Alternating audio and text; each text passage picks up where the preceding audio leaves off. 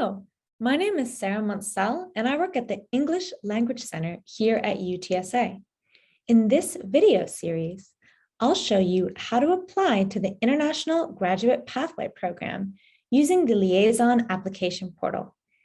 If at the end of this video series, you still have questions about your application, you can contact the English Language Center by calling 210-458-7677 or sending an email to englishlanguagecenter@utsa.edu. In this video, I'm going to show you how to fill out the personal information section of the application. In the previous video, I explained how to create an account and how to add a program to your application. And I reminded you that to apply to the International Graduate Pathway Program, you do not need a separate application for the Pathway Program. You only need to apply to the master's program that is the track that you want to use in the International Graduate Pathway Program. So if you did not see that video, I suggest that you watch that video first. In this video, we're going to talk about this section, personal information. So when you log in and you click here, you'll see 6 sections under personal information. The first one is biographic information. You'll see that your name is already filled out for you with the name that you used when you created your account. If you need to change this name, then you can click here to go to the profile section and change the name. If you have a preferred name that you want to use, for example, if you have a nickname that you use very often, or maybe you have an English name that you want to use in the US, and that is different than your legal name, then you'll click yes here and you'll put your preferred name. If your legal name is the name that you want to use, this name up here, then you'll click no.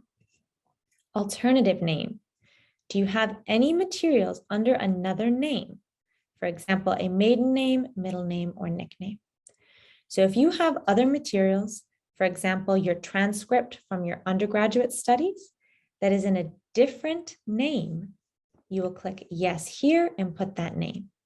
So maybe when you got your bachelor's degree, you had one name, then you got married and you changed your name, and now you have a different name. Then you need to press yes and write your past name. If you have never changed your name and all of your materials for this application all have the same name on it, then you click no. Here you're going to put your sex, male or female. If you want, you can also list what gender you identify as and pronouns that you'd like to use. Here you're going to put your birth information, your date of birth, the country, city, state, or province, and county. Then you'll be completed this section and you can press save and continue. You can continue to the second section, contact information. Here, for address, you have the option to enter a current address and a permanent address if they're different. For an I-20 document, you need to make sure that your permanent address lists your home country. So maybe right now you are not living in your home country. Maybe you're renting an apartment in New York City. You could put that apartment that you're renting here in current address, but then you have to say, is this your permanent address? You would say no and fill out your permanent address with your home country. If you are currently living in your permanent address in your home country, you can write that here, say, yes, this is your permanent address, and then you do not need to add a second address.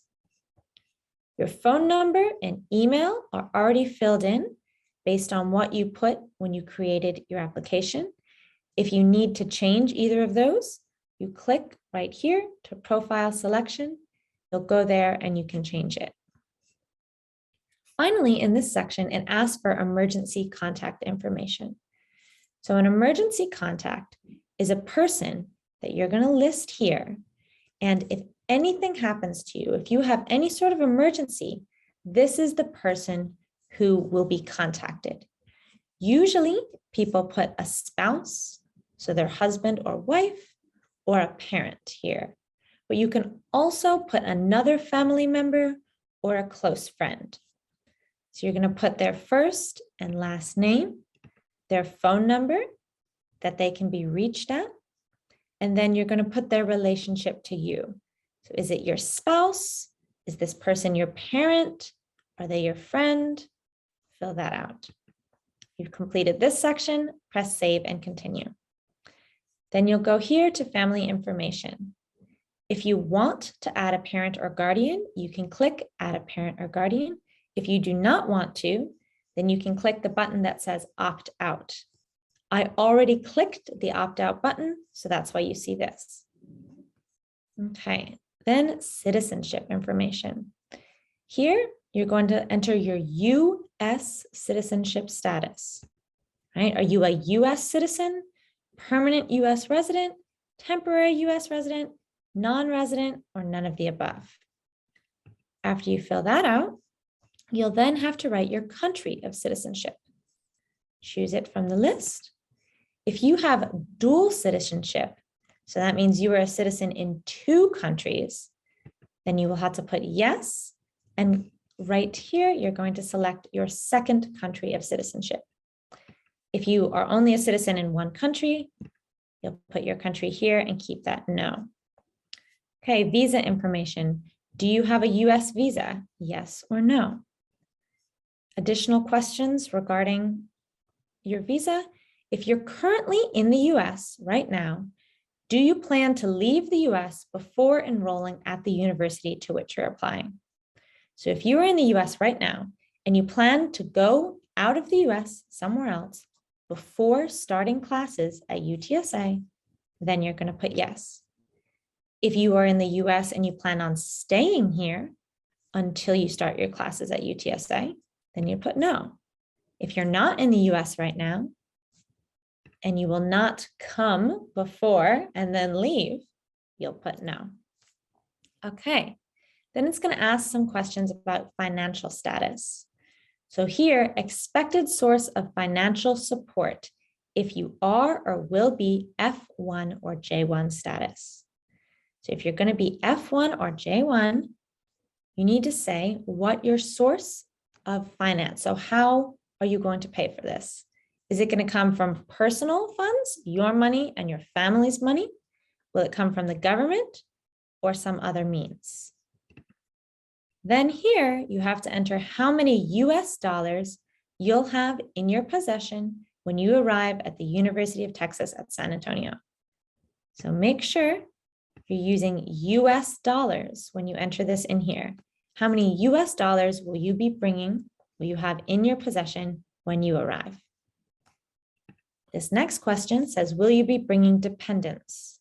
Dependents are family members who are relying on you. Usually, this is children. So if you have children that you will bring to the US when you start your classes at UTSA, then you'll click yes. If you do not, you will not be bringing your children with you, then you click no. Here, what are your plans for meeting the expenses of graduate education? In this section, you're just going to write briefly how you are going to be paying for the expenses. So that means how will you be paying for tuition, your food, your room, your apartment when you live here, your books? How are you going to pay for all of that, all of the different expenses that are here when you're a student at UTSA? So you'll briefly write that here. When you've finished this section, press save and continue. Then you'll go to race and ethnicity. So this information is only for gathering information. It will not affect your application at all. If you do not want to choose this section, if you do not want to put any information about your ethnicity and the race, you do not have to. You can just press save and continue and go on to the next section, which is other information. In this section, if you have a social security number, you'll enter it here. If you do not have a social security number, you do not enter anything there. Then this is asking your military affiliation with the US military. Okay, so click here and you'll see the different options. If you are currently in the US military, if you are a veteran, which means you in the past were in the US military, if you are a spouse or dependent of a US military service member, you fill those out. If you are not related or you are not a US military, you have no affiliation with the US military, then you will click this last one. I do not have a military affiliation as a US military service member, veteran, or dependent. Okay. Then it's going to ask about academic infractions. So the first question, have you ever been disciplined for an academic performance by any college or school? So here it's asking about performance. So when you were at another university, did you ever receive low grades or low performance in your grades at the university and then were disciplined for that? So if you were put on academic probation, if you were dismissed, suspended, or disqualified because of your academic performance, then you'll press yes. If this has never happened to you, you press no. Then this question, have you ever been disciplined for student conduct violations? Academic probation, dismissal, suspension, disqualification by any college or school. Student conduct violations are asking about your behavior. So have you ever been disciplined for any college or school because of your behavior, because you violated the student conduct, the rules for behavior? So one example of this is if you were found cheating on an exam, that would be a violation of student conduct. So if you ever were disciplined, you got in trouble with a school, college or school for student conduct, so behavior, then you'll put yes or no. Okay. At any time in your life were you placed in foster care in Texas? So this, if you were a child in Texas in the foster care system, you'll press yes. If you were never a child in Texas in the foster care system, then you press no. Okay. And then here, how did you learn about UTSA's graduate program? How did you find out about this program? What made you apply? You're going to choose your answer here. Funding information. If you wish to be considered for a teaching assistantship, research assistantship, or fellowship, indicate the type of award you will seek. You can select all that apply.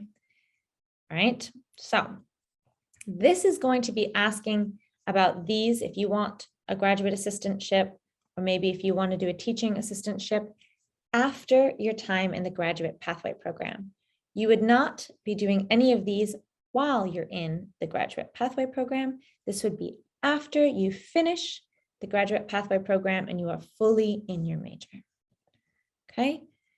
If you are not offered a financial award, do you plan on enrolling if offered admission?